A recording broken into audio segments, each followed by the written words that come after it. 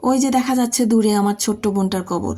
খুবই নতুন আর অজানা একটা রোগে আমার বোনকে নিয়ে গেছে চিরতরে ওপারে। আমরা এই বিষয়ে একদমই জানতাম না। নতুন একটা রোগ আমাদের কাছে এটা। তাই আপনাদের জানানোর জন্য ভিডিওটি তৈরি করলাম, যাতে আপনারা সচেতন হতে পারেন এই বিষয়ে। অনেক ছোট্ট ছিল সে, কেবলমাত্র এইচএসসি পাশ করেছে জিপিএ 5 নিয়ে। ওর সবগুলো রেজাল্টই বরাবর ভালো ছিল, আর দেখতে মাশাল্লাহ অনেক সুন্দর ছিল। এক কথায় ওকে দেখলে দেখতেই থাকতাম, চোখ জুড়িয়ে যেত, মন ভরে যেত। এই 26 সালের 1 তারিখে ও আমাদের ছেড়ে না ফেরার দেশে চলে গেছে চিরতরে। অ্যাডমিশনের প্রিপারেশন নেওয়ার জন্য ও ছিল রাজশাহীতে। সেখানে ওর জ্বর এসেছিল। মারা যাওয়ার হয়তো 2-3 সপ্তাহ আগেকার কথা সেটা। বাড়িতে এসেছিল সে, জ্বরও ভালো হয়ে গিয়েছিল, কিন্তু ধীরে ধীরে দুর্বলতা তাকে গ্রাস করে ফেলছিল। রোগটার নাম ছিল জিবিএস, অর্থাৎ গিলিয়ান বারে সিনড্রোম।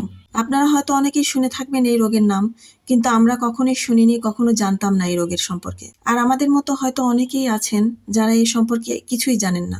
এটাকে আমরা বলছি ভাইরাস, কিন্তু আসলে এটা সরাসরি ভাইরাস নয়, বরং শরীরের ইমিউন সিস্টেমের উপর একটা জটিল সমস্যা। অনেক সময় কোনো ভাইরাস বা ব্যাকটেরিয়াল সংক্রমণের পর শরীরের প্রতিরোধ ব্যবস্থা ভুল করে নিজের স্নায়ুর উপরে আক্রমণ করে বসে।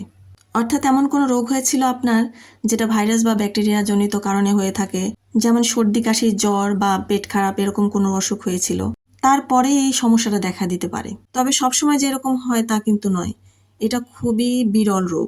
অথচ এই বিরল রোগটা আমাদের 8টা খালাতো বোনদের মধ্যে সবচেয়ে ছোট যে বোনটা, তাকেই পেয়ে বসলো। এই রোগে নিজের প্রতিরোধ ব্যবস্থা নিজেরই শরীরের স্নায়ুকে এমনভাবে আক্রমণ করে বসে, যাতে আপনি একদম পঙ্গু হয়ে যান, একদম বিকল হয়ে যান। শেষ পর্যন্ত হয়তো অনেকে মরেও যেতে পারে, যেমন আমার বোনটা মরে গেছে। আমার ছোট বোনটার প্রথমে জ্বর হয়েছিল, তারপর শুরু হয়েছিল দুর্বলতা। আমরা স্বাভাবিকভাবেই মনে করেছিলাম এটা দুর্বলতা, জ্বরের পর দুর্বলতা আসতেই পারে। তাই তাকে ভালো ভালো খাওয়ানোর চেষ্টা করা হতো। পায়ের দিক থেকে প্রথমে আক্রমণ করে এটা। হাত পা দুর্বল হয়ে আসবে, ঝিনঝিন লাগবে, আর কেমন যেন অসাড়তা কাজ করবে। কোনো কিছু গিলতে পারবে না, এমনকি সাধারণ স্যালাইন পানিটা ওর গিলতে অনেক কষ্ট হচ্ছিল। হাঁটতে বা দাঁড়াতে অনেক কষ্ট হবে, পুরো শরীর অসাড় হয়ে আসবে।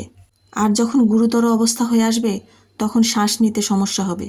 কোভিড, ডেঙ্গু, জিকা, সর্দি কাশির মতো সংক্রমণের পর কারো কারো ক্ষেত্রে জিবিএস হতে পারে। তাই এই রোগগুলোর পরে যদি এই লক্ষণগুলো দেখা দেয়, তাহলে আপনারা অবশ্যই অবহেলা না করে ডাক্তারের শরণাপন্ন হবেন। খুবই কম লোক এই রোগে মারা যায়, কিন্তু আমার বোনটাকে এমনভাবে অ্যাটাক করেছিল, যেটা ছিল একদম ব্যতিক্রম। এই রোগের চিকিৎসা কিন্তু অনেক ব্যয়বহুল। আমার বোনকে 5টা টিকা দেওয়া হয়েছিল, প্রত্যেকটা টিকার মূল্য ছিল 2,65,000। রোগটা চিহ্নিত হওয়ার পরে তাকে আইসিইউতে নেওয়া হয়েছিল, তাকে 5টা টিকা কমপ্লিট করা হয়েছিল। তারপরেও আমার বোনকে আমরা ফেরাতে পারিনি। শেষ মুহূর্তে তার প্রচণ্ড জ্বর এসেছিল, সেই জ্বরটা কিছুতেই ডাক্তাররা নামাতে পারছিল না। আমার খালার ছিল 1 ছেলে 1 মেয়ে। মেয়েকে হারিয়ে আমার খালা খালু পাগলের মতো হয়ে গেছে। আমরা কেউ এটা মেনে নিতে পারছি না যে এত ছোট মানুষ, এত ছোট বয়স, আর এত বেশি কষ্ট পেয়েও আমাদেরকে ছেড়ে চলে যাবে।